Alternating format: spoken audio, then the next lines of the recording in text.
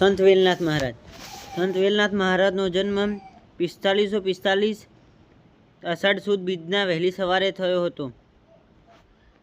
14મી સદીમાં અહમદ શાહ બાદશાહે સાબરમતી કિનારે આવેલી અસાવલ નામના ગામના સ્થળે પોતાના નામ પર અહમદ શાહ વસાવી તેને ગુજરાતની રાજધાની બતાવી. ત્યારે ગુજરાતના ચુવાણ પ્રદેશના ઠાકોર ધર્મ પરિવર્તન કરવાની ફરજ પાડતા આ ઠાકોરો અહમદ શાહની શરમ મુખ્યત્યા શાહીની તાબે ન થતા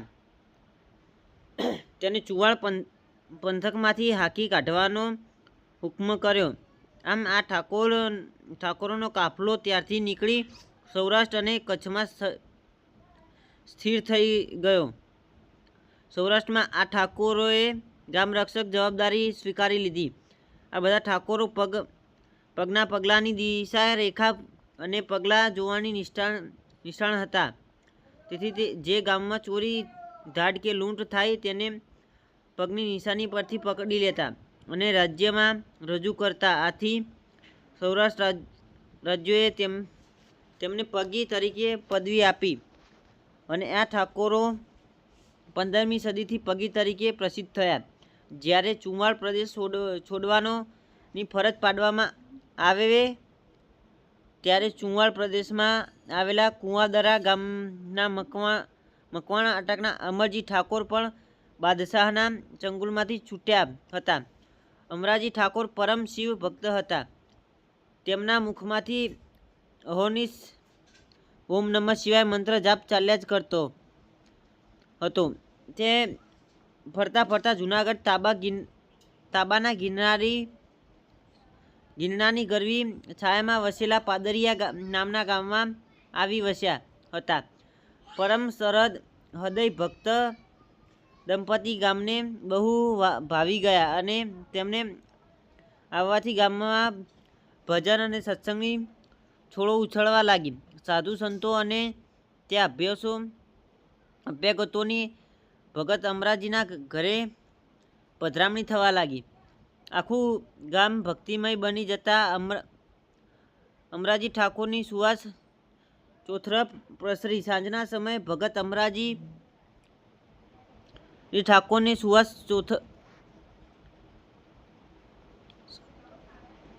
હાથમાં રામસાગર લઈ ભજન ગાતા અને ગામમાં ભાવિક લોકોને ભજનમાં તળબોળ કરી દેતા. નામ અને નાશ એ નિયમ અનુસાર ભગત વૃદ્ધાવસ્થા આરે પહોંચી ને પોતાનું જીવન સતત પ્રભુ સ્મરણમાં વિતાવે છે. તેના મોઢામાંથી સતત હરિઓમના જાપ ચાલુ છે અને સમાધિ અવસ્થામાં તેને લક્ષ્મીનારાયણના દર્શન થાય છે. તેની ભક્તિ પરાકાષ્ઠાએ પહોંચેલ અને ભગવાન સ્વયં તેને લેવા પધારેલ છે. આમ અમરાજી અને તેમના પત્ની સર્વે હરિભક્તોની હાજરીમાં પોતાનો દેહ છોડે છે. અમરાજીને વારસામાં પુત્ર બોઘાજી અને પત્ની અમરબા ધામે ધૂમે ભગત પાછળ ભંડારો કરી સાધુ મહાત્માઓને સંતુષ્ટ કરે છે. બોઘાજી પણ તેના પિતાની જેમ પરમાત્માના પરમ ભક્ત હતા. તેના પત્ની અમરબા પણ સદગુણી અને સતી નારી હતા. આ બંને પોતાના પિતા અમરજી તરફથી મળેલ વારસાના ગૃહસ્થ રહી દીપ્યાયો હતો. ખેતી મજૂરી કરી ગુજરાન ચલાવતા બંને દંપતી આગણે આવેલ સાધુ મહાત્માની સેવા કરે છે અને કાયમ સાંજે ભજન સત્સંગ કરી સતત પ્રભુમય જીવન વિતાવે છે. પ્રથમ વખત જાણે શૈવ અને વૈષ્ણવનું સુભગ સમન્વય બંનેના આચરણમાં દેખાય છે. આ ભક્ત દંપતી 40 વટાવી ચૂક્યા છે અને અમરબાને એક વાતની ઝંખના સત્યાવ્યા હતી. માર બનવાની બધી સ્ત્રીની જેમ તમને પણ માતૃત્વની તીવ્ર ઝંખના હતી. ભગત બોઘાજી તેમને સમજાવતા અને કહેતા કે આપણા ઈષ્ટ શિવજીને પૂરેપૂરી ખબર છે. એ આપણી મહેચ્છા પૂરી કરશે જ માટે તમે તેમના પર પૂર્ણ શ્રદ્ધા રાખો. સમય આવે તે આપણી શેર માટેની ખોટ પૂરી કરશે. આમ બંને દંપત્ની શિવજીની પૂજા કર્યા પછી જ આહાર પાણી લેવાનો સંકલ્પ કરે છે. કાયમ બંને દંપતી સવારે વહેલા ઉઠી પાદરિયાથી ભવનાથ ભગવાન ભોળાનાથના દર્શન કરવા જાય છે. લગભગ એકાદ વર્ષ વીતી જાય છે.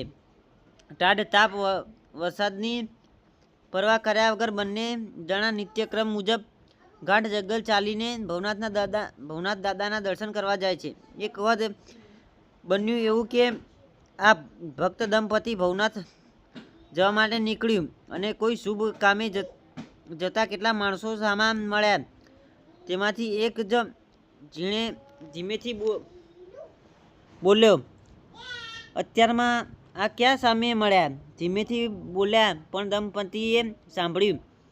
અણગમતું વચન સાંભળતા ના સાંભળ્યું કરી જય શિવહર જાપ કરતા ભવનાથમાં ભગવાન સદાશિવના ધામમાં આવી પહોંચ્યા.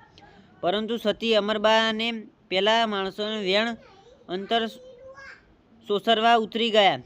તેથી મંદિરમાં શિવલિંગને દંડવત પ્રણામ કરી ધૂસે એટલું બધું રડ્યા. તેનું રડવાના અવાજ પાછળ એક માની એટલી વેદના હતી કે ભલભલા પણ પીગળી જાય એટલું રડ્યા કે તે અર્ધ પાગલ જેવા બની ગયા. આખી જિંદગીની વસવસો આજે આંસુની ધારા દ્વારા બહાર નીકળી. ભક્ત બોઘાજી પણ શિવ સ્મરણ કરતા રડી પડ્યા. અમરબા થોડીવાર મૂર્છિત થઈ. જ્યાં છે ત્યાં શિવલિંગમાંથી ગેબી અવાજ આવે છે કે, હે બેટા અમર, ઊભા થાવ. ભક્ત બોઘાજી, રડશોમાં? તમારી એક નિષ્ઠ ભક્તિથી હું પ્રસન્ન છું. તમારે ત્યાં આવતા વર્ષે અષાઢી બીજને દિવસે સિદ્ધ પુત્રનું અવતર છે. બંને ઘરે જાઓ અને ઘરેથી જ મારું સ્મરણ કરશો. આજથી તમને કોઈ પણ વાતનું દુઃખ રહેશે નહીં. સમય જતાં ક્યાં વાર લાગે છે? જેની રાહ જોતા તે અષાઢી બીજ નજીક આવી ગઈ. વિક્રમ સંવત 1445 અષાઢી એકમ રાત્રિની છે. માતા અમરબા પુત્ર જન્મની વાટ જોતા ગાઢ નિંદ્રામાં સૂતા છે અને વહેલી સવારે પ્રથમ કુકડો બોલતા અમરબાની આંખ ઉઘડતા એક નવજાત બાળક પડખામાં સૂતેલું જોઈ કેવી રીતે પ્રસવ થયો તેની કાંઈ જ ખબર પડી નહીં. કોરી પથારે એ બાળકને સૂતેલો જોતા માં એ તરત જ ઉપાડી તેડી લીધો અને હલ્લો ઉલ્લાસથી તેના ગાલ ચૂમવા માંડ્યા. વિક્રમ સંવત 1445 અષાઢ સુદ બીજની વહેલી સવારે પુત્રનો જન્મ થયો. તેથી બધાએ વહેલો અર્થાત વેલો નામ આપી દીધું. ભગવાન શિવની કૃપા બોઘાજી અને અમરબા ઉપર પુત્ર સ્વરૂપે ઉતરી. અમરબા અને ભક્ત બોઘાજીનો બાળક વેલકુંવરનો ઉછેર કરે છે કે તે મહાન પ્રભુ ભક્ત બને. આથી ઘરનું વાતાવરણ ભક્તિમય બનાવી ભજન પૂજન સ્મરણ ચિંતન મનન સ્વાધ્યાય ધૂન સંત ચરિત્ર વાંચન કરી મર્યાદાયુક્ત સાદું જીવન જીવે છે. આની અસર બાળ વેલનાથ ઉપર પડે છે. વેલકુંવરની ઉંમર નાની છે પણ વિચારો પીઢ વ્યક્તિને શરમાવે તેવા છે. વેલાજીની ઉંમર 8 વર્ષની થઈ ગઈ છે. પોતાનું જીવન સ્વતંત્ર રીતે જીવવા લાગ્યા છે. એક દિવસ તે માતા પિતા સવિનય હાથ જોડી વિનંતી કરે છે, બાપુ અને મા, જો તમે રજા આપો હું પણ કોઈક સારા ખેડૂતને ત્યાં સાથી પણ કરી મજૂરીની તાલીમ લઈ થોડી કમાણી કરું, જેથી આપ સાધુ સંતો અને અભ્યાગતોની સારી રીતે સેવા કરી શકો. મારી તમે જરાય ચિંતા કરશો નહીં. અમરબા બોલ્યા, બેટા તારી ઉંમર હજુ નાની છે.